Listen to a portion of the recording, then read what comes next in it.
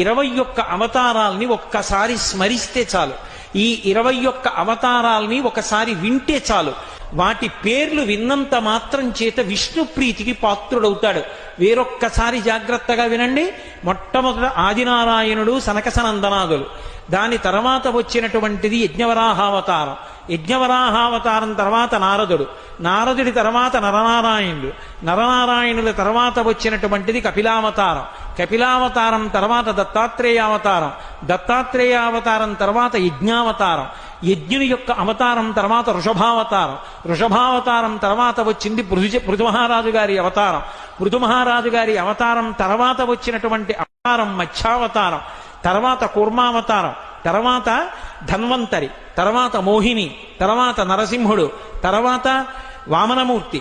తర్వాత పరశురాముడు. తర్వాత రాముడు. తర్వాత రామచంద్రమూర్తి. తర్వాత బలరాముడు. బలరాముడి తర్వాత కృష్ణ భగవానుడు. కృష్ణ భగవానుడి తర్వాత ఏకకాలంలో 2 అవతారాలు ఉంటూ ఉండొచ్చు వీటిల్లో. కృష్ణావతారం. కృష్ణావతారం తర్వాత బుద్ధావతారం. బుద్ధావతారం తర్వాత కల్కి అవతారం. మొత్తం 21 అవతారాలు.